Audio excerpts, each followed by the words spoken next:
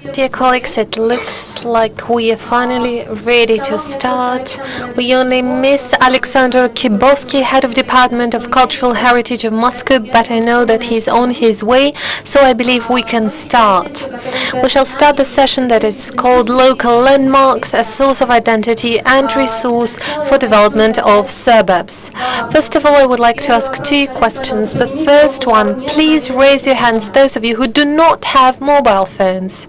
There are no people among us who don't have mobile phones. Okay, then, all the others who do have mobile phone, I would like to ask you to turn them silent. Thank you very much. And second point, please raise your hand those of you who was born in the outskirts of Moscow or other cities, but at the outskirts. Somebody else, don't be ashamed of it. Well, Taganka was considered the outskirt in the beginning of 60s. Okay, around half of us. Okay, good. Then I believe the discussion we're going to have right now, it will be quite important personally for most of you. So, why have we included this session in the program of our urban forum? 3 years ago, at a very different forum called the Mayor's Forum that was held in Skolkovo just several days before Mr. Sobyanin was selected the mayor of Moscow, we were talking about the fact that the new mayor should pay more attention to the cultural historical center of the city. We wanted them to turn it into a beautiful sightseeing place. Well, it should be said that in 3 years a lot has changed. Certain regulations were approved that indeed protect the cultural heritage from construction. And I believe we can say that despite all the pro and cons, modern city construction policy considers historical center of Moscow as a very important cultural potential of the city, and it's something that Moscow should be proud of. As for the outskirts, here the situation is much more complicated, the more so bearing in mind the peculiarities of our lives. And a team headed by Yury Grigoryan proved in their studies that it is a huge area that amounts to almost 80% of the whole territory of Moscow that was constructed and fulfilled around 20th century and has very little footprints of the fact that this civilization used to be there some time ago. If we consider Moscow as a pie consisting of many different layers, it turns out that indeed the many centuries of its history left its traits in the very center.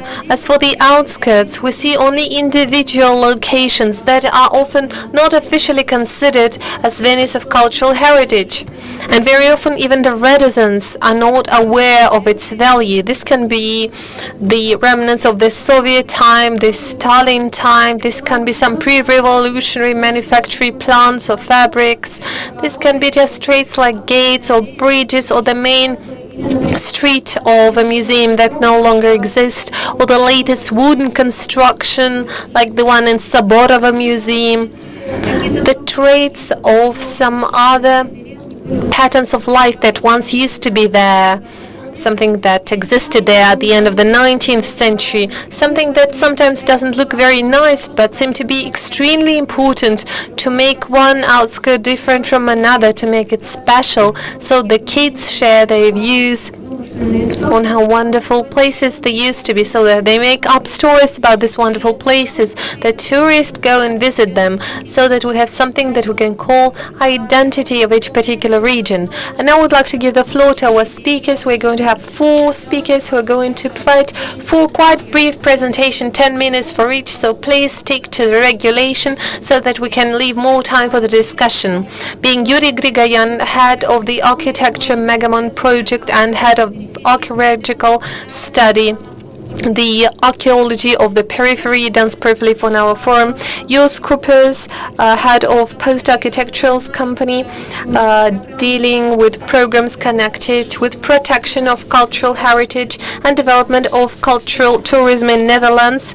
Elena Zelentsova, Deputy Head of Ministry of Culture of Moscow, and finally Paddy Pugh, our honorable guest, who unfortunately is going to leave us very early today. Paddy has worked for more than 20 years in English Heritage Company, who is dealing with cultural heritage protection in Britain, and over the last several years was member of John McCaslin and Partners Architectural Bureau, dealing with the protection and work with the very diverse architectural venues both in Britain and in Russia. So we shall start with Yury Grigoryan, who is going to share about the most exciting part of their studies dedicated to the traits of civilization on the outskirts of Moscow. Thank you, Marina. I'll try to be very brief and to fit into these 10 minutes. So sometimes that is going to be very fast, but please don't be surprised that in fact this presentation won't be that colorful and exciting as it used to be during the plenary session, because we tried to adopt different approaches and find 3 types of heritage on this territory. One being simply doing some kind of inventarization, of inventory checking of cultural heritage site. And for deed with it, they created a catalog of the new heritage. We simply try to include there all the forces that exist, all the studies that have ever been done to do research in the Moscow Naslediye that officially has 407 units, Anna Bronevitskaya 22 units in respect of the modernism, cultural heritage, and one more expert who were trying to look something new and specific.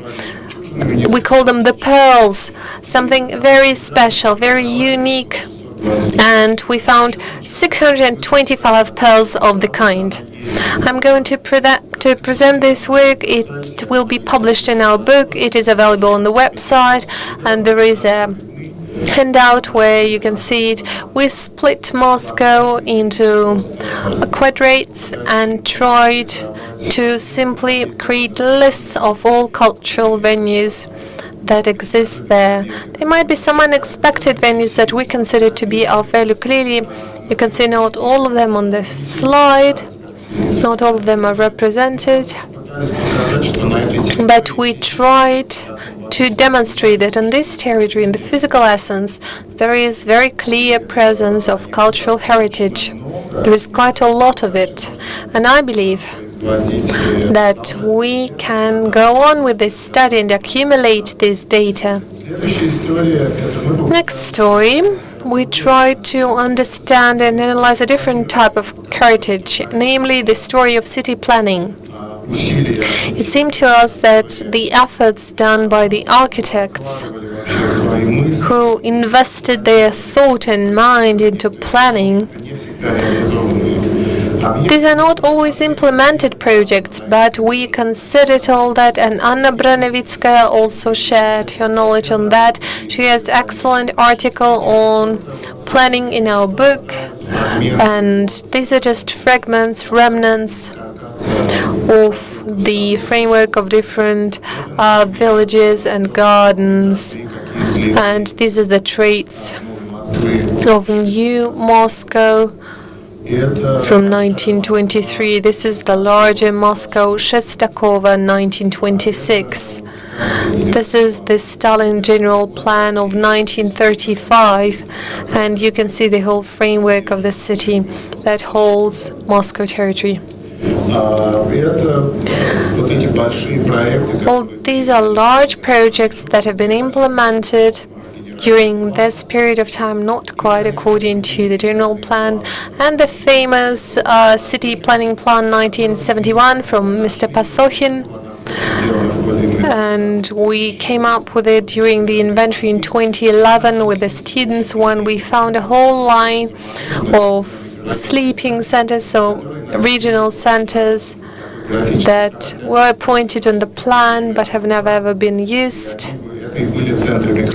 And these were the so-called centers of these micro-regions that still use this land as public land, but apart from car dealers and their salons, there is nothing more.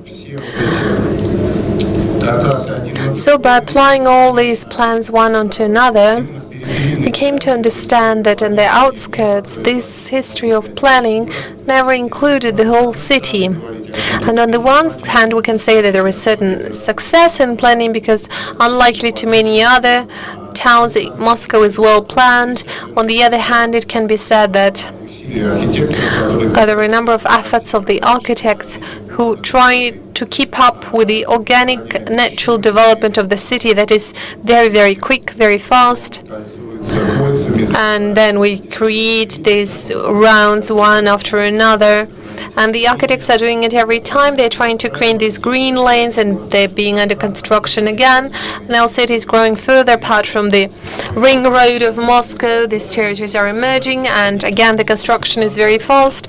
We are not pessimists, but we believe that certain respect, or at least understanding of the idea of the planners that were involved earlier would be very suitable for the experts. And next point, the third chapter of our book, is the remaining landscape. We call it this way because the outskirts of Moscow are growing very, very quickly.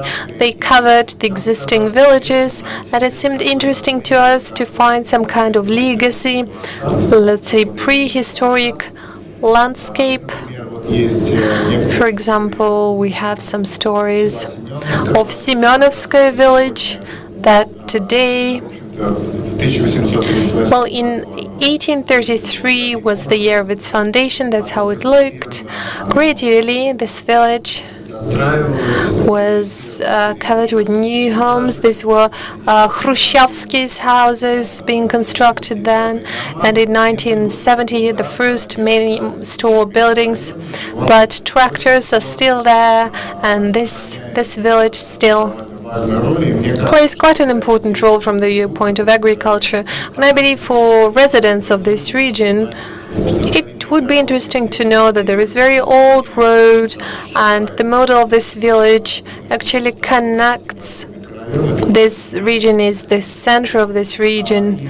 And we also, by comparing the old maps with modern Yandex maps, we found many examples. For example, the transfer of Marina village to a street that is still there, and then the so-called Olympic plans. On the old general plans, you can see Nikolskaya village, which is now part of Moscow, and Treparyovsky natural resort that is there. Once there also used to be a village. And well, these maps are quite interesting. We did lots of the exercises like this. They seem to be quite useful to us.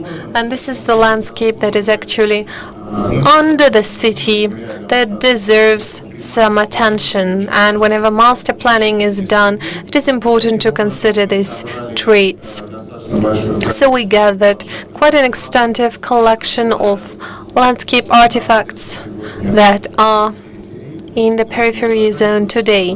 Well, this is the end of my presentation by saving 2 additional minutes for discussion. Thank you.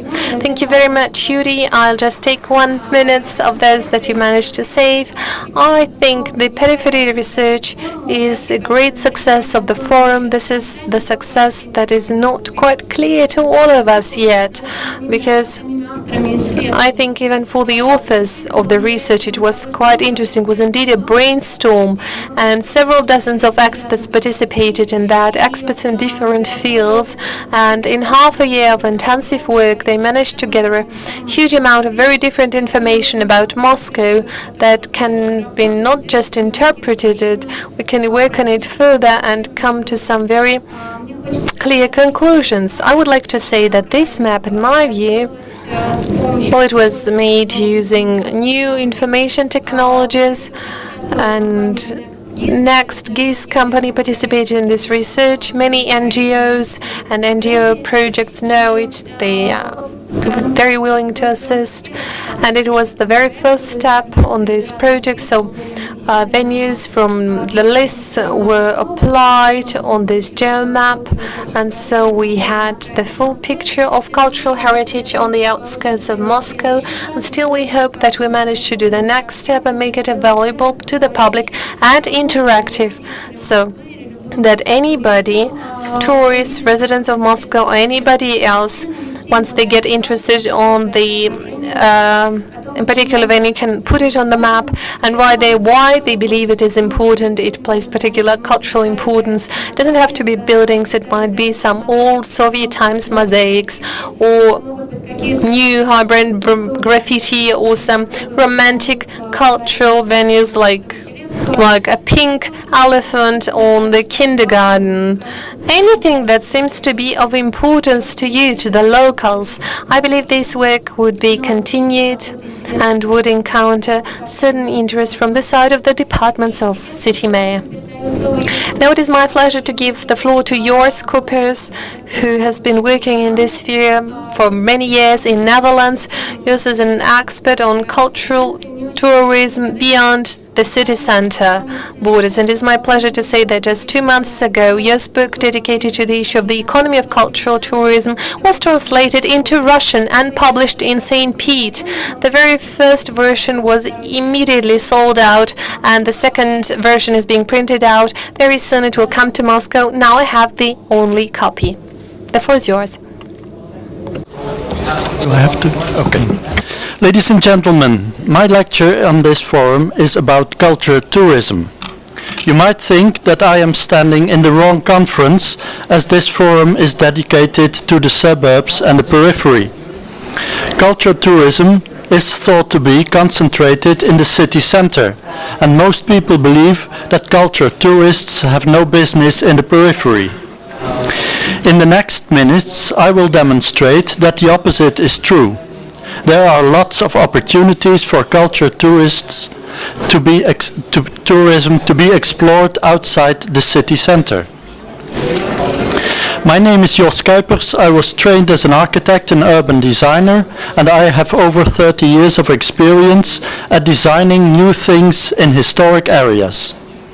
My office is located in the Netherlands and advises about cultural heritage and the way new developments can be inserted into the existing urban and rural tissue. One of the things I experienced in my practice is the need for facts about culture tourism in relation to the historic areas. I even wrote a book about this, of which the Russian translation was presented last month in St. Petersburg. Culture tourism is concentrated in historic city centers. If you look for tourist information on the internet or in travel guides, more than 90% concerns attractions in that center. The concentration of tourism there can bring problems in many ways, like overcrowded streets, traffic problems, etc. In a city like Venice, the pressure of tourism has become so high that in summer the town has become almost uninhabitable. If we would succeed in diverting a substantial part of culture tourism to the outskirts or the periphery, this would lead to dispersion of visitors, relief of the pressure of the city center, and increased manageability of tourism. I have an example about a culture tourist attraction in the vicinity of a city, the defense line of Amsterdam. Well, Amsterdam itself is not a megacity, but it is one of the centers of a polycentric urban area called the Randstad, housing about 6.5 million inhabitants and being the third metropolitan area in the European Union after London and Paris, all three visible on this night photograph from space. Let's have a closer look. The defense line of Amsterdam consists of some 45 fortresses and other works that were built during the 19th century in a large circle around Amsterdam. It is linked with the so-called water defense line, built at the same time with a length of 85 kilometers and consisting of 76 fortresses and about 1,000 other artifacts. Both lines were abandoned for military use after World War II. The fortresses are nowadays being used for many purposes, as museums, as wine cellars, as ateliers for artists, as hotels and conference accommodations, as restaurants and for other recreational use, and one fortress even serves as part of the botanical garden, and in it are laboratories of the State University. The position of Amsterdam is a UNESCO World Heritage Site since 1996, and an application has been made to expand this site to the water defense line as well. Both lines are situated in several municipalities and provinces, and several ministries are involved. That is why the state established a project office in 1999 to manage the defense lines and to stimulate tourism and recreational use, mainly by urban residents, but also for international tourism. This new Dutch waterline project office falls under the responsibility of the Government Service for Land and Water Management. The focus of that organization is on making the defense lines recognizable entities within the spatial development of the Dutch culture and landscape heritage, and on directing specific activities which are important for the lines as a whole. For example, design rules and planning requirements. My office, for instance, was commissioned by the project office to make a design for the future development of the Dutch waterline, of which some pictures are shown here. Although Moscow does not possess a similar defense line like the Amsterdam position, I know that Kaliningrad, Vladivostok and St. Petersburg do. I think there are lots of opportunities for using them for cultural tourism too. But if Moscow does not possess a similar defense line like the Amsterdam position, are there other opportunities to divert and stimulate tourism outside the tourist concentration areas? I think there are. I told you before that I was trained as an architect, and at the university we were taught about Russian constructivists from the 1920s, like Lisitsky and Melnikov. Some of the buildings from that period appear to be in a rather poor condition. That is a pity, because I know that these buildings provide good opportunities for redevelopment and for cultural tourism. I know this for sure because I have seen the examples in the Netherlands, where also early modernist architects were working in the 1920s and before. For instance, the Rietveld Schröder House. It was designed in 1923 by the architect Rietveld and was one of the first modernist houses ever. In the year 2000 it was listed as a UNESCO World Heritage Site, and since then the appreciation for this house increased immensely. Another example is an industrial building, the so-called White Lady in Eindhoven. It was built in 1928 by the Philips company as a location to produce light bulbs. Nowadays, the Dutch Design Academy is located in it. Many other buildings in that town were recently abandoned by that same company. My office was involved in the research to reuse some of them. You won't be astonished to hear that culture and culture tourism are the key words in this so-called Strijp S project, a breeding place for the creative industry, where theaters, offices and ateliers are located. It struck me because of the resemblance to some early modernist buildings in Moscow. So I think there are lots of opportunities to stimulate cultural tourism outside the tourist concentration areas. For instance, by making use of the already existing cultural heritage from the 1920s. In my book I demonstrate that people usually think of cultural heritage as costly and money-consuming, but hardly anyone speaks of all the advantages.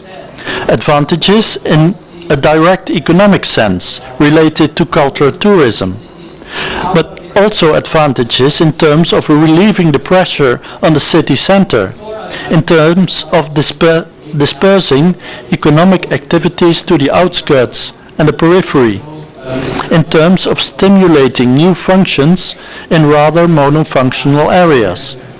Advantages in terms of keeping variation and high architectural quality within otherwise rather low quality areas, in making pleasant physical and visual environments. And also benefits of drawing permanent attention to the early modernist architecture, in which Russia was one of the precursors. There must be more opportunities if you look at the existing urban landscape with a different view. Heritage does not cost a lot of money. You could even earn money if you handle it well. Ladies and gentlemen, I hope to have demonstrated to you that cultural tourism does not need to be limited to the old town centers, that there are lots of opportunities outside tourist concentration areas, in the outskirts and the periphery of cities. I showed you some examples of similar developments elsewhere, and I hope to have showed you that attention for the early modernist architecture can generate a lot of opportunities in the field of economics and culture tourism. And if you want to know more about the economic aspects of culture tourism or setting up a business case in a historic site, please read my book, which is now available in Russian too. Thank you for your attention. Спасибо огромное, Jos. Thanks a lot, Jos. Well, I believe that the interest to unrecognized heritage, which we didn't recognize as such dozens of years ago, this is a new resource which makes it possible for us to open new opportunities, to find new ways to develop urban areas, and our world heritage and modernist architecture, which didn't generate interest in the past, now is in the center of our interest, both in Europe and in Russia. Now I'm giving the floor to Elena Zelentsova, Cultural Department of the local Moscow authorities. She will tell us about how our suburban areas are, how we develop our suburban areas now, and what is going on with the population living there. Thank you. Well, I believe that the majority of those present here have heard that for my department, one of the priority next year is the decentralization of our cultural life. If one thinks about what is behind this term decentralization, it becomes clear that there is a big agenda behind it, and we are discussing these issues now here. And I would like to mention three global elements. First, if we look at the map, it's rather small, unfortunately. It's of a symbolic nature. So if we have a look at this map, we will see that all the cultural centers, I'm talking about cultural institutions, they are located in the Moscow downtown. The majority of museums, theaters, historical Moscow libraries, they are located in the Moscow Historical Center.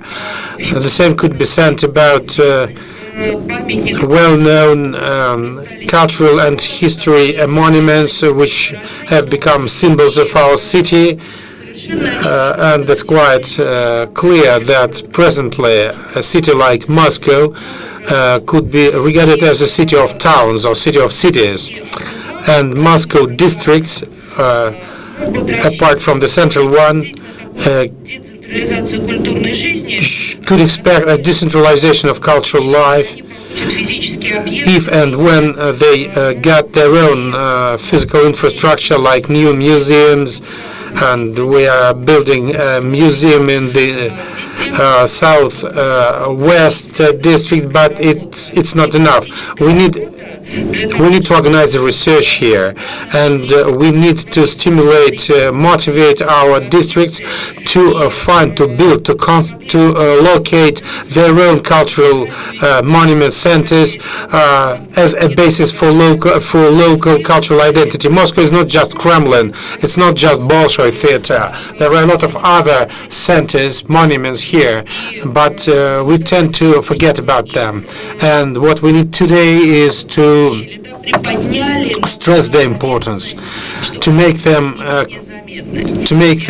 clearer, to notice them. That's what we need. And the main issue and the main question we are asking ourselves is who will pay for that? Where we will get money to do this? How we could? What shall be done in order to make these centers more popular? It has been mentioned before by the previous speakers, and I'd like to repeat this. First and foremost, I'm talking about 20th century heritage. We will fail to change the situation in Moscow suburbs if we fail to change our attitude and our approach to history and culture monuments created back in the 20th century, first. And second, it has also been mentioned here by the previous speaker. I'd like just to stress the importance of the industrial heritage. And, well, I'd like to say that when we talk about Moscow districts, we tend to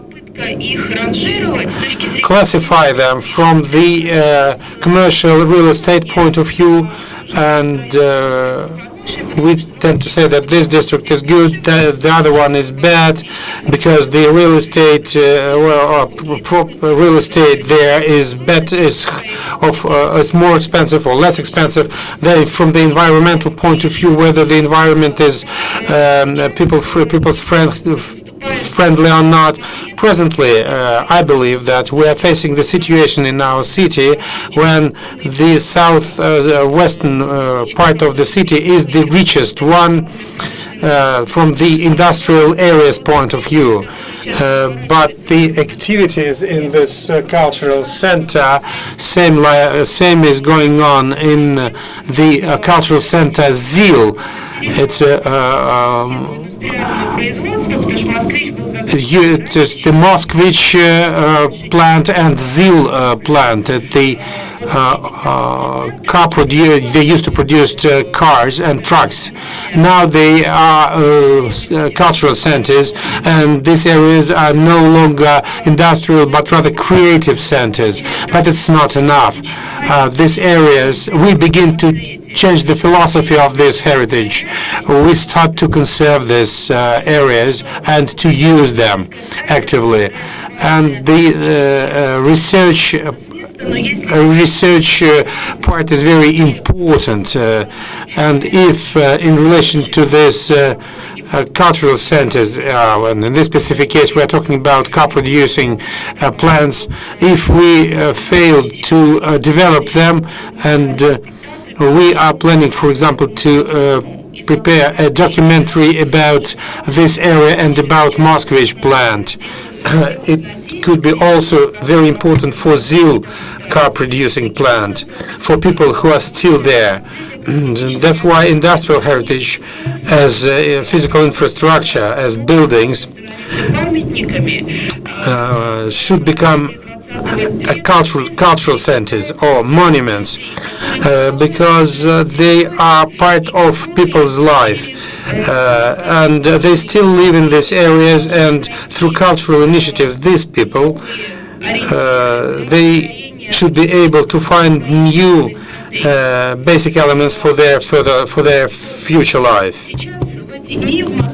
Presently in Moscow, a project is going on called Moscow Districts as our roadmap. This is, I would say, a research effort to study areas of the city which for the local population and for organizers seem to be attractive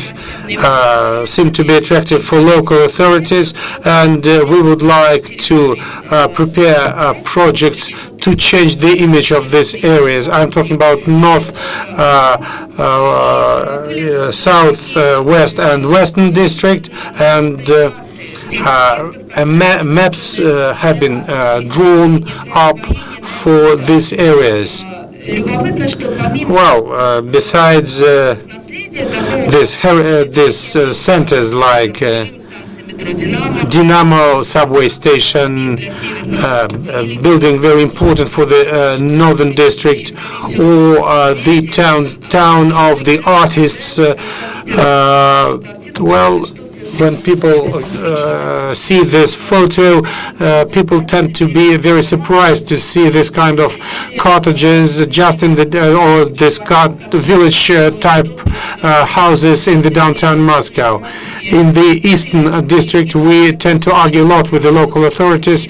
We told them that this area should be part of this map, but we argued, telling them that this kind of buildings should be part of our road map. These buildings have been built in the beginning of the 20th century. They should be converted into the center of this district, together with the White Lake, where Peter the Great built his started to build his fleet. Or the western district with Moscow shopping center, or Moscow shopping center, or the Ho Chi Minh monument for the south-west people. It's a flying saucer. That's how they call this Ho Chi Minh monument. Well, for example, people living at the outskirts of Moscow, they call this cultural centers. Well, they invent interesting names for these cultural centers. And last but not least, we've developed a contemporary art program. This is the Pizza Belka project illustration. Just visit the Dynamo area. Dynamo area. You will see the installations there. You will hear the tape recordings of the old famous soccer games, which took place in Dynamo soccer stadium, and the reaction is quite positive. This is an effort, quite important effort, to begin a dialogue with people living in this area and to discuss with them these monuments, these centers, their importance and their future. Talking about the future, in 3 schools of these 3 districts, a project have been organized, whether you know where you are living. That's the title of the project. And school kids, school students, they invent symbols for such cultural centers. For example, this hand, they built this monument which symbolizes Butovo district. The name is Welcome to Butovo. That's it. Thank you for your attention. Спасибо, Лена. Я думаю, эти аплодисменты не случайны. Дело в том, что... Well, you deserve this round of applause. Quite often, talking about cultural heritage, we tend to conduct scientific discussions. We are tending to fail to understand what we see, what we have. Of course, we should talk with local population, which is very important, and when what local people think actually coincide with what we think, it's very good. I read protocols about the future of ZIL, public hearings, protocols of the public hearings, and local people tend to propose to build a bridge or a park, but there have been a lot of words said about Zeal plant. People asked to maintain the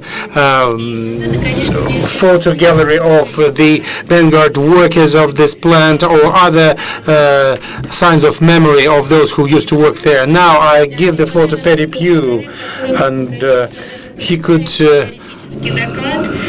offer us a theoretical presentation about heritage conservation, but Paddy, as far as I understood, he will tell us about a rather specific example of a cultural heritage revival which goes back to the 20th of the previous century, and he will tell us about what is going on with this monument now.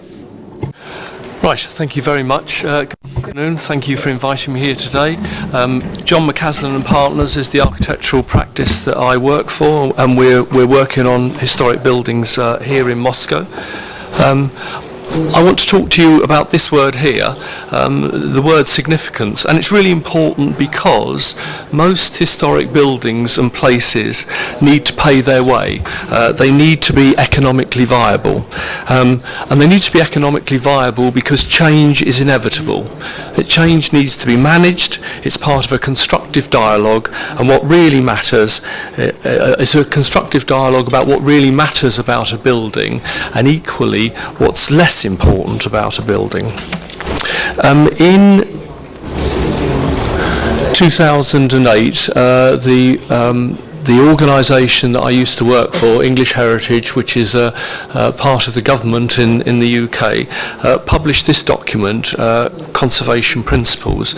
And what this document does is try and offer a way of helping to understand that word significance. And it's suggested that rather than think about the importance only of the fabric of a building, that there are other ways of looking at buildings, other ways of looking at places, things that were valuable to the people who live around them. And it suggested those four values that are on the screen in front of you. Evidential value is about the potential of a place to yield evidence about our past. Historical value is about connections between places and the past. Aesthetic value is, you'll know, is much about design, is about how people draw sensory and intellectual stimulation from a place. And communal value is about what a place means to the people who live there and the memories that that may have. Now, with all of that in mind, with the idea that you need to understand what is significant about a building before you can enter into a constructive conversation about how you may change it, I just wanted to show you some slides about this building. This is a building that was restored by the practice that I work for. As you can see from the screen, or from the words that are on the screen, it is a masterpiece. It's one of the finest examples of modernist architecture in the world. It was designed by this man, Mendelssohn, with a partner, Zhemenov, and it was opened in 1935. It was designed as a cultural and entertainment centre, and it sits in suburban Bexhill-on-Sea.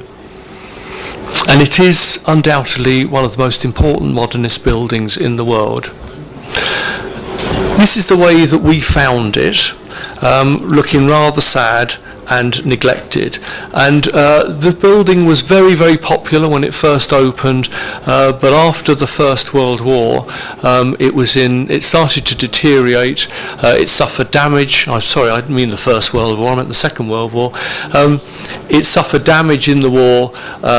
1954 is quite an important date for seaside towns in London, in England. It's when the first package holidays were sold to Spain, and people no longer wanted to go to the seaside in London.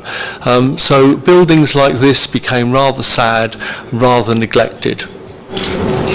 And here you can see some of the repairs that were carried out to the building, not at all appropriate, really spoiling the architectural value, the aesthetic value of that elevation. The building was also in a pretty poor condition, corrosion in structural steel. One of the really important things about this building is it was welded. It had a welded steel frame. First time that had been used, that enabled a very fast, light form of construction and a form of construction that allowed these cantilevers. Technologically, a really important building.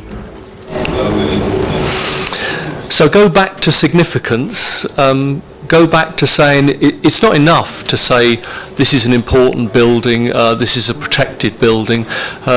Before you start repairing it, before you start conserving it or making alterations to it, needs to be an understanding of what it is that's significant about the building, what is it that really matters. Well, quite clearly for a building like this, the elevations matter a great deal. It's a building that relies on an early use of cantilevering, an early use of curtain glass walling, an early use of concrete as a plastic material, a material that you can mould, that you can make dramatic shapes in a way that is not possible with traditional building materials. Its location on the seafront matters a great deal. It was built as a seaside pavilion. It has a connection with its landscape. It has a connection with the sea, and it's designed in such a way that the two interrelate. It's designed in such a way that people can sit on the balconies and enjoy the view out. The interior, or parts of the interior, are hugely important. It has these wonderful, clean, modern interiors. It has a terrific staircase, a great deal of trouble paid to an interior which is not like at all the traditional buildings that we were seeing in England at that time, and certainly that a seaside pavilion might have been. It has a wonderful staircase, and the staircase sits within a staircase enclosure which it appears to be almost entirely made of glass. That's something that really matters to this building. It matters that it was about entertainment and it was about culture. It's not just about the fabric, it's about what happened there, it's about who it was designed for, and it's about why people valued that building and enjoyed that building. And it was also a concert hall. This is just a shot of the interior with an orchestra playing there or rehearsing there. And it was designed as a restaurant, as a cafe for people to enjoy and to enjoy the relationship with the sea. And so there it is, a rather nice 1930s poster for this that sums up what it was all about. It's a wonderful modernist building that sits on the seafront. It's designed to attract people to Bexhill-on-Sea, which is a large suburban area. It's designed to reinforce the economics of the town and to draw people in there. That's really important. This isn't just a building that's there to decorate its site. It was important for the vitality, the economic vitality of that suburb. So what did we do? Well, the first thing that we did was to once we'd understood the significance, once we thought about what matters about the building, then we started to repair it, then we started to intervene in it. And the first thing we did was to think about renewing all of the services in the building. The building has to be modernised, it has to be brought up to date if it's to secure a future, if people are going to use it and it's not to fall into neglect and disuse again. We looked at the things that really matter about the architecture of the building and this wonderful staircase enclosure, the way it cantilevers out, the way it appears to be almost just a floating glass wall. And we put a lot of time and effort into repairing that and to repairing it as faithfully as we possibly could to Mendelssohn's original designs. This is a part of the building where the attempt is to try and be as faithful as possible to the original original designs. And so too to this wonderful staircase that rises up through that enclosure. This is a part of the building where we didn't want to see change. This is a part of the building where we wanted to bring back the purity of the design from 1935 and why that mattered to the building. This too is about preserving the structure, about repairing the building. We had to repair everything that was wrong with the building. It had suffered from corrosion. This couldn't be a patch-up repair. This had to be something that would ensure that this building had a long life. We had, of course, to bring it up to modern standards for the things that it was designed to do. And if we're to get modern entertainment there, if we're to get modern culture there, if people are going to pay to come and enjoy things at this centre, it has to be able to provide the very best of cultural entertainment that we can put on today. And the same is true of the cafe. It might sound a very obvious thing to say, but it needs to be a cafe that people enjoy coming to. It needs to be beautifully furnished. It needs to be furnished in a way that respects the building. Some of the alterations that have been done to it in the past were about trying to turn it into a sort of an Edwardian replica, completely inappropriate. We took all of that away, and hopefully we gave people something that they could really enjoy when they sit down for a cup of coffee. And of course we had to provide a shop. All cultural buildings have to have a shop these days. It's part of the income, it's part of the attraction. And that's the Delaware Pavilion. The things that really matter if you're to be successful in bringing a building like this back to life. I just wanted to be sure that I get this right. The first thing is there needs to be an understanding of the significance of the building, where you can intervene and where there's opportunities for change that will help to secure a future for the building. The second thing that you need to do is to build public support for that. When this building was at its lowest ebb, when it was in disrepair, when people had caused insensitive alterations to it.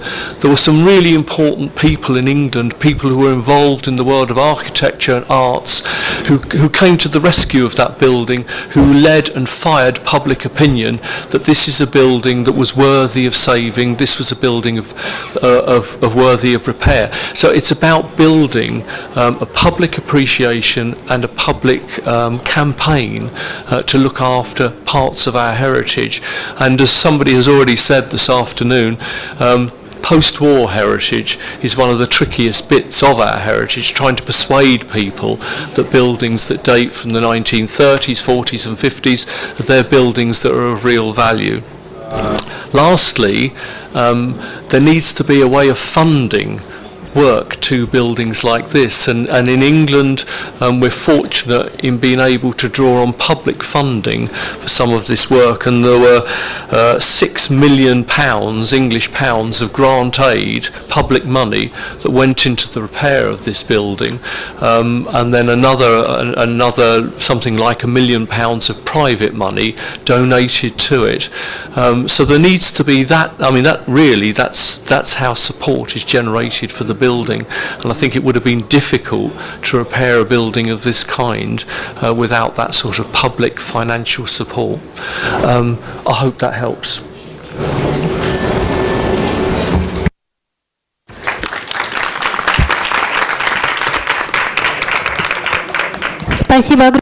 Thank you very much, Paddy. I would like to emphasize once again, now Paddy Pugh works in John McCausland Architectural Bureau, that was the designer for this interesting project and many others like Crisscross Railway Station and Mac House and many others. But during the reconstruction of Delaware, department, Paddy participated from the side of English Heritage, which is a state organization that tackled not only the physical work of reconstruction, but also with managing of the project. It is important to understand any reconstruction project cannot go without proper attraction of public attention, and it should be followed by a large-scale work with the community, how this building is going to live on further with the help of local community.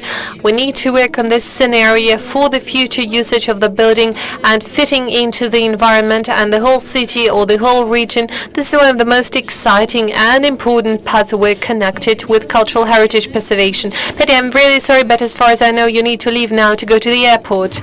I'm very sorry that you have to leave now, and your assistant is waiting for you, who's going to bring you to Aero Express, and your Edward Porter, your colleague, is going to replace you at this round table. Shall continue our discussion. He knows Moscow very well. He participated in reconstruction project in Bolshevik plant and Stanislavski fabric, and we have 30 minutes for the discussions left, and I hope that you will be able to represent Great Britain in a good manner as well.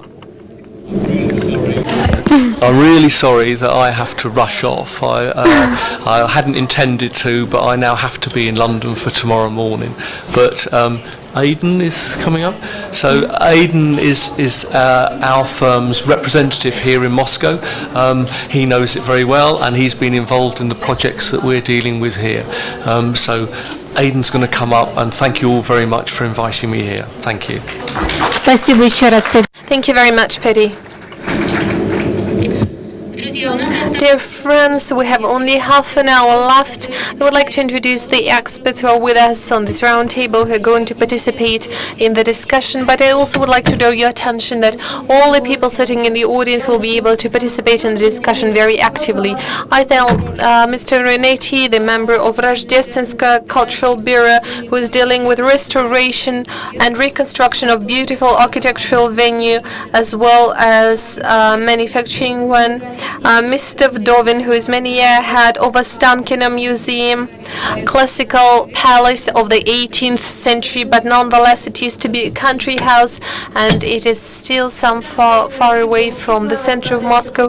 Alexander Kibovsky, head of cultural heritage of Moscow.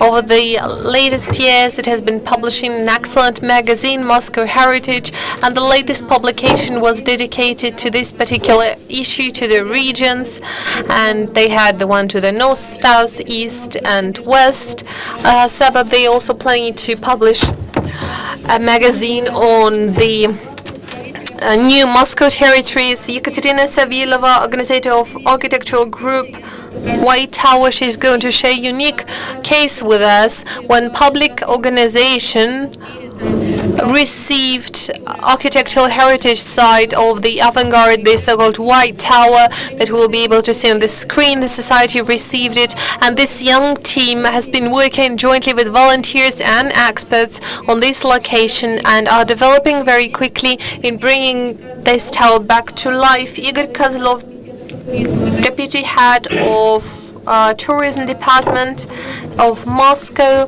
The tourism committee is also very actively involved in the peripheries research. And finally, Elena Minchenok, St. Pete, Zhivoy Gorod activist movement, and public organization on cultural heritage protection. Elena is going to share with us the experience of St. Petersburg.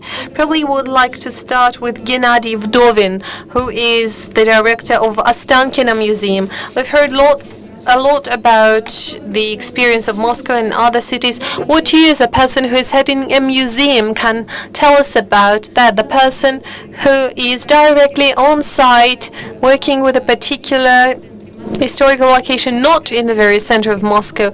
What would you say on the tourist flows? What is the importance of that kind of cultural heritage? How they impact the surrounding areas? We all know that Ostankino Museum and the construction around them is quite sad. Well, I would like to emphasize two things. Since you've mentioned the issue of reconstruction, I can also comment on the reconstruction of our museum. Well, first of all, talking about the mapping and the surveys being done by Mr. Grigoryan and his colleagues, we should not forget about one very important thing, and namely the logics, the philosophy of the city. Moscow basically doesn't have any suburbs in the north, and therefore the north of Moscow is simply two magistrales, two large roads, and nothing more than that. And it is also a place where Sheremetyevo Museum used to be, and since then Ostankino and Sheremetyevo are somehow closely connected with these two large roads. These are different vectors and segments of Moscow. They need to be considered jointly. Second point, apart from all, we need to think of the particular location and the particular atmosphere within this location. Talking about Ostankino, there we try to resurrect this idea of something being created in a second. People tell the stories that the pond was made in one night and the palace was created in 2 days, and so on and so forth. Talking about all the modern publications, these myths try to grow and exist around Ostankino Museum. We consider our palace not simply as a monument or as a territory or as a place where we work with the community, first and foremost with the community living around this area. And I have to say, please don't get angry at me, but for us museum curators, it is most important not to get the very intelligent people from the center of Moscow who is going to enjoy and get nostalgic there. We are much more interested in the local community, people who live very close to that. There's a Marina region, and we would like young mothers to come with their kids, or youth coming in couples. These are the people whom we are willing to come. And finally, my last comment, if we create this additional essence, additional meaning, then the cultural map of Moscow would be completely different. Thank you for your attention. Thank you, Gennady. Well, since we started discussing Ostankino, I would like to give the floor to Mr. Kozlov. The Committee on Tourism stated that they are about to open a very interesting program called City Within a City, by saying that within Moscow we can find interesting mini agglomerations that are quite self-sufficient from the viewpoint of tourism. That, as far as I know, the Vdnh surrounding area is one of the very promising projects. Yes, thank you very much indeed. It wasn't just we developing this program, we do it jointly with other departments of the Moscow government that we call City Within a City. The key reason for making this is that Moscow, let's say before the previous year, was a city for business tourism. Business tourism, around 60% of all tourists coming to Moscow are business tourism. But over the last 2 to 3 years, this correlation changes dramatically. And cultural tourism is developing, it is growing, it is taking its fair share. And this is exactly what should be happening. Well, so far, we are still a business city and business tourism, and while we stay this way, the prices of a hotel are very high from Monday till Friday. Well, Sunday and Saturday are cheap, and the hotels are ready to provide 50, even 70% discount. And people who visited Moscow for the first time and saw these changes, the majority of them come within tourist groups, they travel through the central part of the city, and they have a desire to come again, to come back.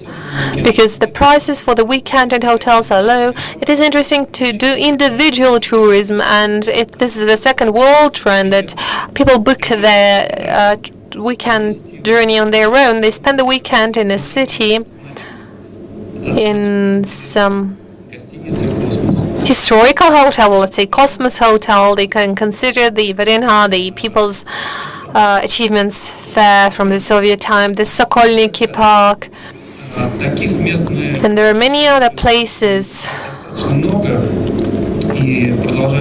And we continue this job. For many years I lived in Yasenevo region, and I had a view on Yasenevo Museum where Ivan Kalita used to live, and many others famous figures, but very few Muscovites know it. There is beautiful pond that was created during the Tsar time, the very old lime trees, French lime trees that are very old and thick, and there are some old churches of Peter and Paul. All that is very close to Novoyasenevskaya metro station, but very few people know about it. But just recently I saw a group of foreign tourists, and I was very happy to see them there. I would like to say the following.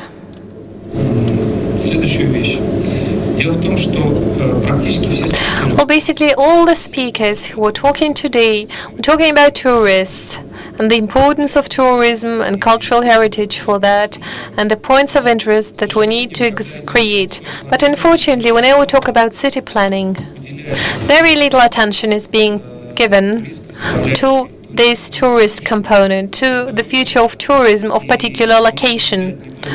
And it doesn't have to be just Yasenevo, it can be very beautiful Park Kolomenskaya, who is extremely popular, Tsaritsino or Kuskova. Just think of the transport hubs there. Where is the parking? Where are the restaurants? Where are the shops? Where are all these entertainment resurrection areas? They're not in place. And the value of tourism is in its huge multiplicative effect that it provides. It boosts for the economy that it can provide.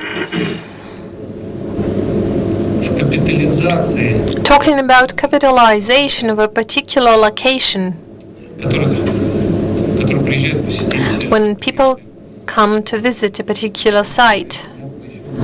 Well, I can talk about it for a long time, but I'm out of time. Thank you. Thank you very much. Okay, let us give the floor to all of the experts present at our table. I hope we shall come back to this issue.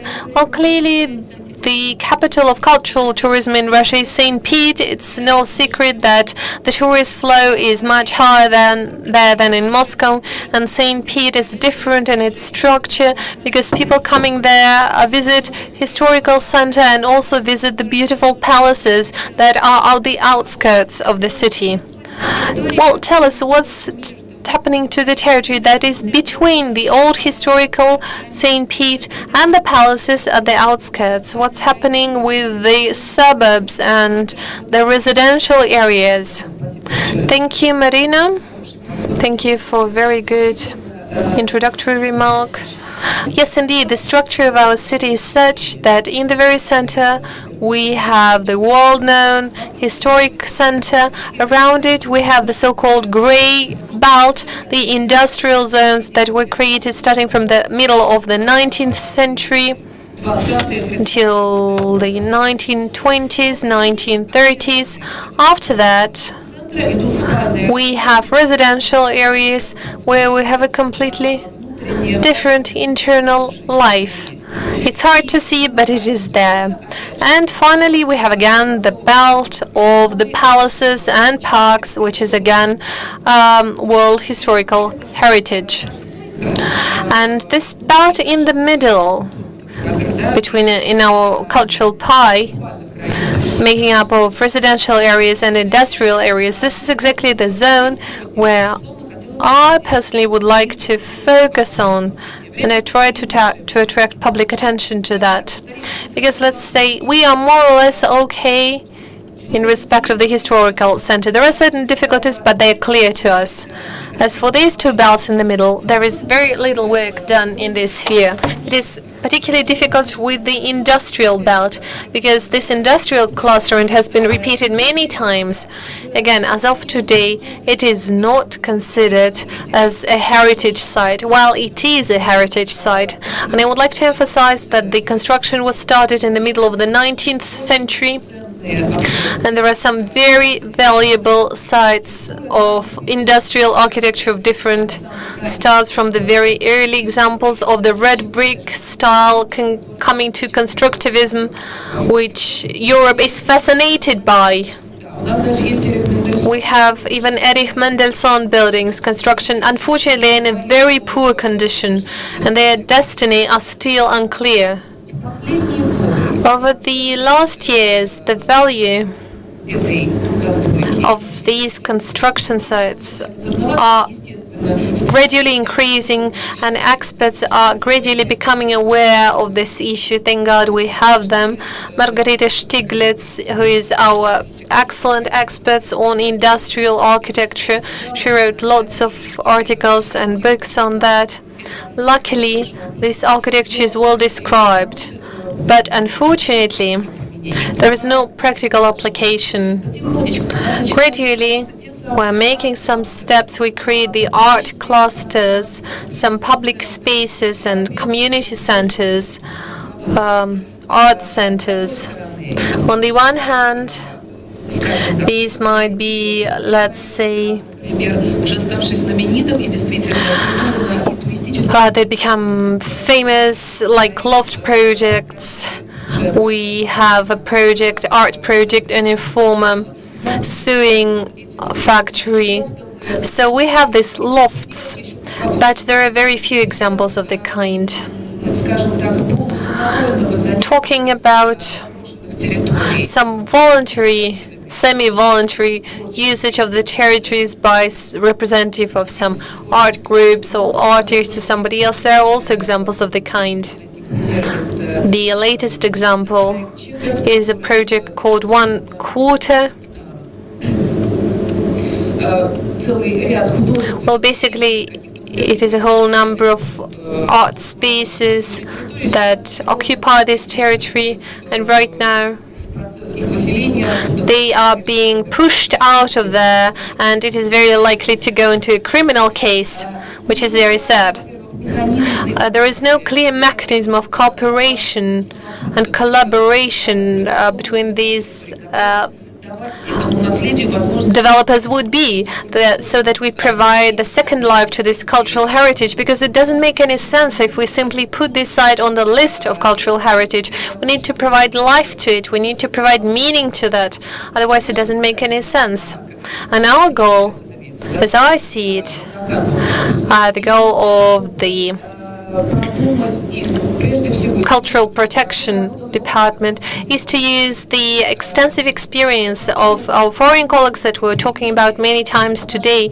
We need to apply this experience to the Russian peculiarities and realities, so that we provide an opportunity of fulfilling these venues with life, with new life, and appointing them with functions that would enable us to involve them in city life. Talking about St. Pete, indeed,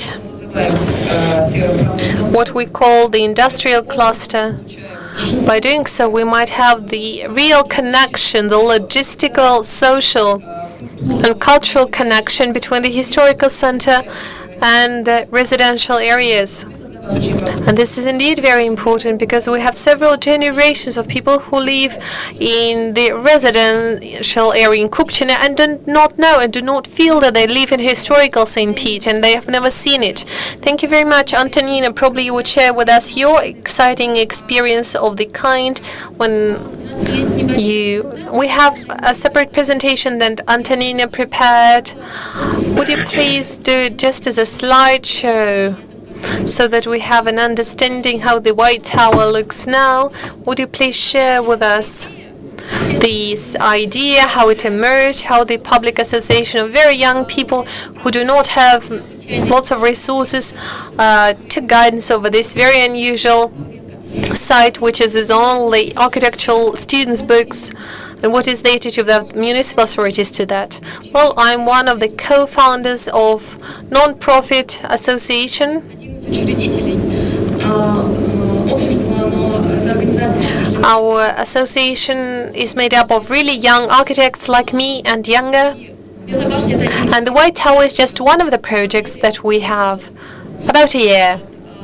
And the White Tower is a water tower which is located in a working district in the periphery of Ekaterinburg. It was created as a symbol of the region. In the 60s, it was no longer used as a water tower, and in the beginning of the 90s, it turned into a garbage site and was in a very sad, poor condition.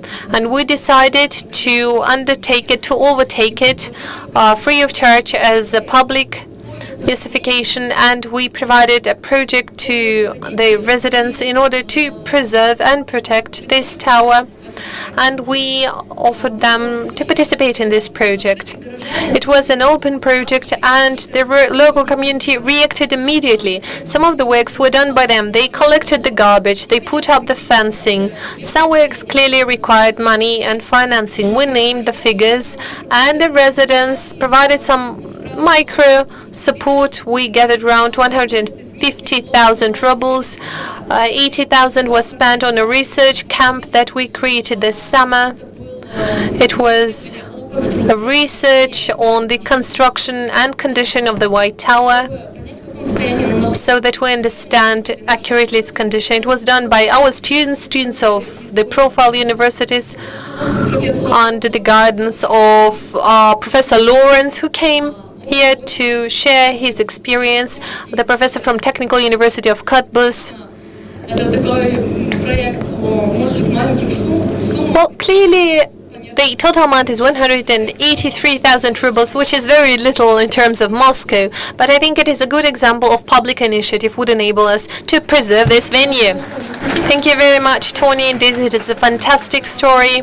And I saw the project this spring. It was shown at Arch Moskva exhibition, and more than a half of this project that you showed with Done label, they were never made. So during this summer you made a huge leap ahead. But what is the attitude of the municipal authorities? I know that you received the venue free of charge from the federal property agency. What is the reaction of this city, the reaction of the mayor's office, of the cultural department? Do they understand the importance of this project? Well, I would like to say that indeed this project is very young, and it doesn't receive any kind of support from the administration of the city. It's just purely the public initiative. Well, so far, well, there is certain respect and probably interest from the side of the authorities. Well, that's already a lot. Well, there is probably a bit of apprehension, because we're the first, we're the pioneers, and they have lots of questions. Who are you? What do you want? Why are you here? We've never encountered anything of the kind before. So probably it's too early to say, but I think there should be good results. We are under negotiations of conservation. We still want to work with the reconstruction on this tower. It requires lots of administrative work, and we have certain obligation in respect of preservation of the tower, and we try to develop in this direction. Well, we wish you all the luck. Alexander, tell us, are there any similar initiatives in Moscow? Is there an opportunity for public association to undertake guidance and protection of a certain historic sites in the outskirts of Moscow? Probably they can do it jointly with the department. What is the way to do that?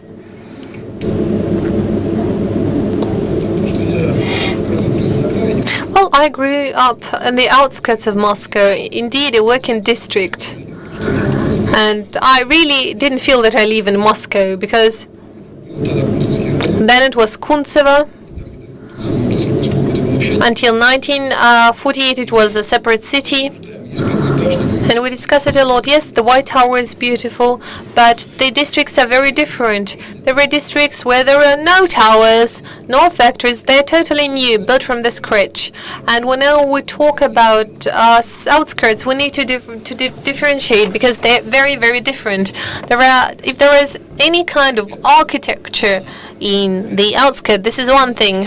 If there's a totally brand new outskirt, let's say, it was called microregion in 1984. Now it's macroregion Krylatska. There is the cathedral of the Christ. This is the only historical venue. There is nothing more. It's totally new. And the new things emerge. There is a certain water spring in Krylatska, or the cycling track, which is also important. So we talk about the development resource. Well, I would like to say that in this particular case, I do not support the idea of splitting the center and the suburbs based on geography. Let's take the third transport ring of Moscow. Everything we saw in the presentation, this is all around the area of the third ring of Moscow transport ring. So talking about our urban forum, I would approach this work in a different way, and Mr. Grigoryan is writing about. I would consider the demographic and social dimension, because if we say that the outskirts, okay, geographically speaking, Sokolniki is the outskirt where there is a proper residence, certain social status of the residents. There are not that many new buildings, and for them, Sokolniki Park is a historical park and is a source of self-identification. Don't you even dare to change it or approach it. And let's say about Petersburg Park, where they have lots of high skyscrapers, and there is no population who would have any sense of belonging to the territory. And for them, it's just a park, a place of entertainment. It is not a source of self-identification, no matter whether we like it or not. And we all are aware of the problem that we have lots of Muscovites, and there are lots of them, and this percentage is even scary, who are very new to this city. Let's say my grandfather came in 1920, and I live in Moscow for a long time. But even if we talk about people whose parents were born in Moscow, this is a colossal figure, and it's not just the experience of Moscow, this experience of many megapolises.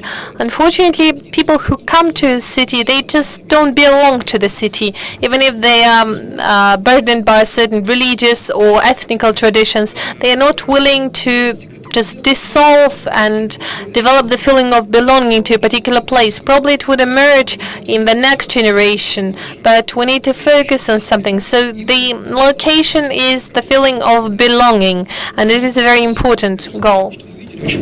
But again, from what we saw, we've heard lots of good things and examples of renovations of different industrial venues.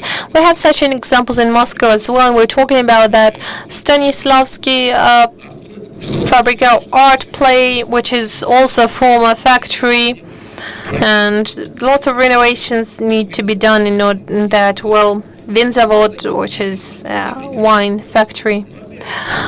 There are many examples, but talking about the outskirts and suburbs, again, I would be most concerned about the regions where I'm not even talking about the new Moscow territories. I'm talking about the regions that emerged on an empty site, and there are many regions of the kind.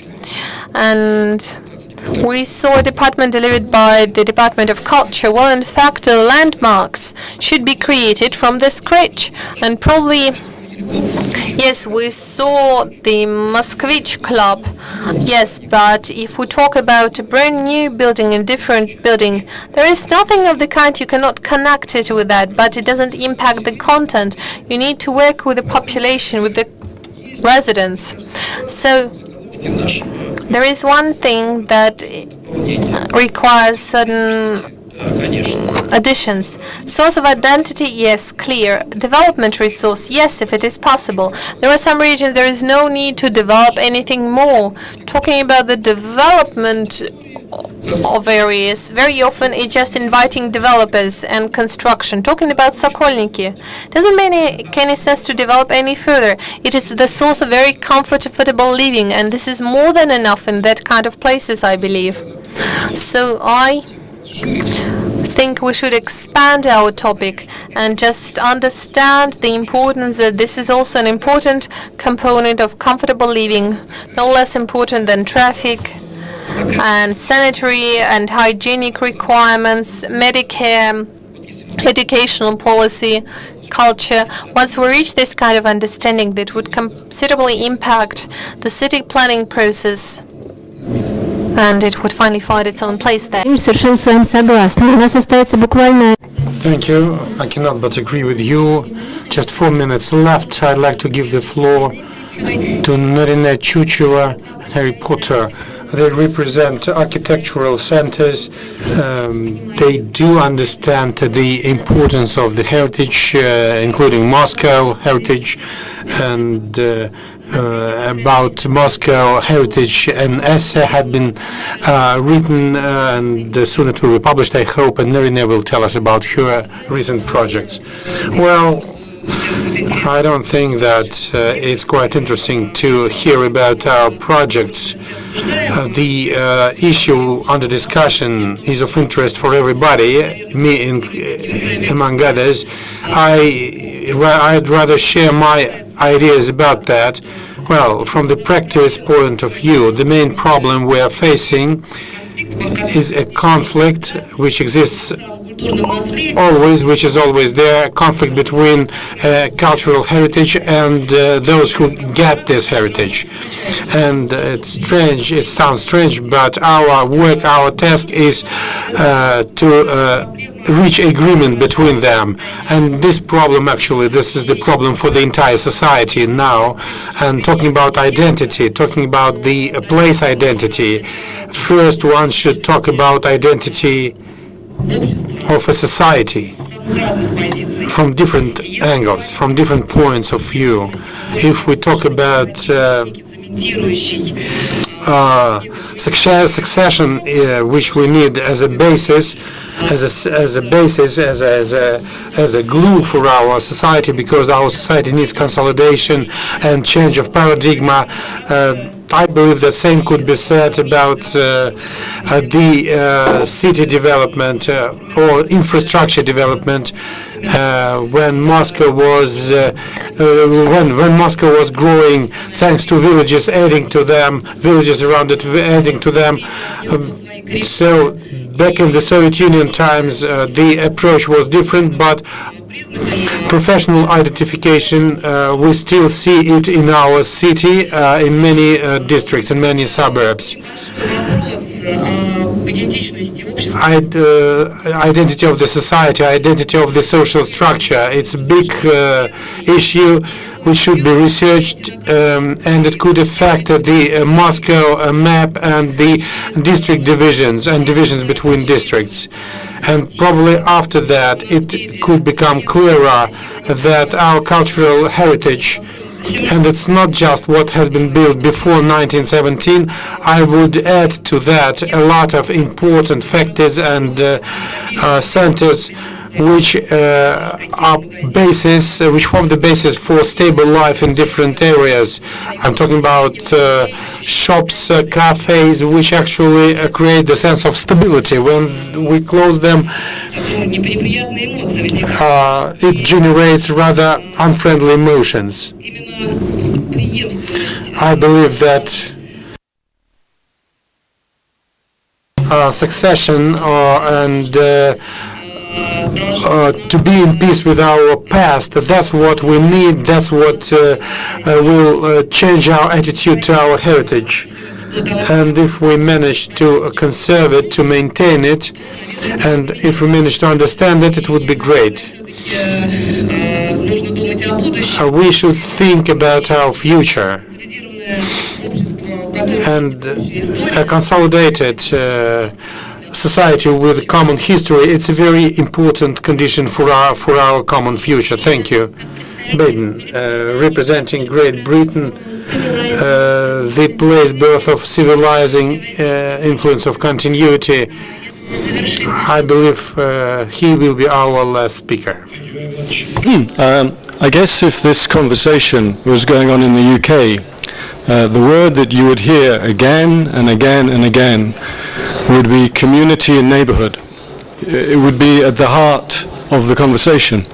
There's a current movement in the UK which is of the opinion that government isn't very good at creating communities and neighborhoods, and change has to come from the local center. The difference is, and I think it's a significant difference, is that in the UK the suburbs is an attractive place to live. People want to live in the suburbs.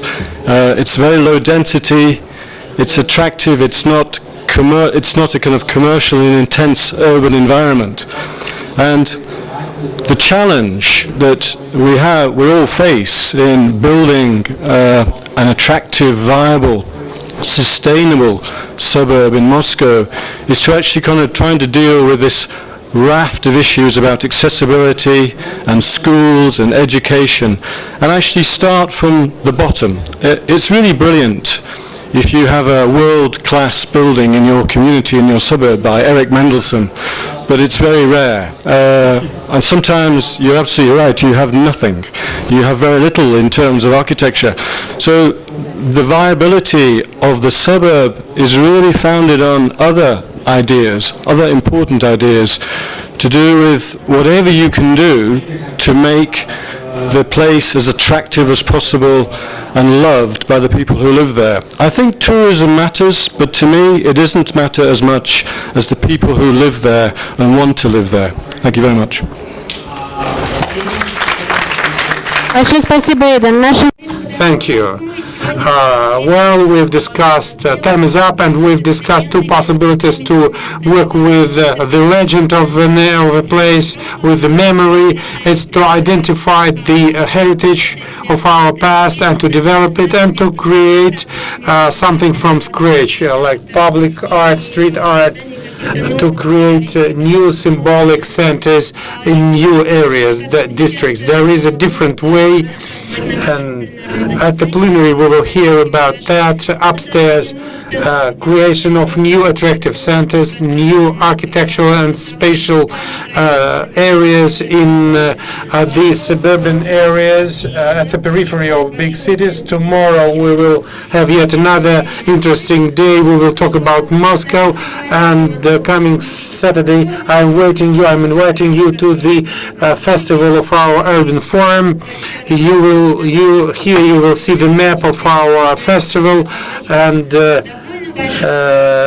here you can see a lot of industrial areas marked as the venues of our festival. Zil, Moscow, Technopolis, Vinzavod, Art Play, and many other centers which are part of our active tourist map. Thank you. Good luck.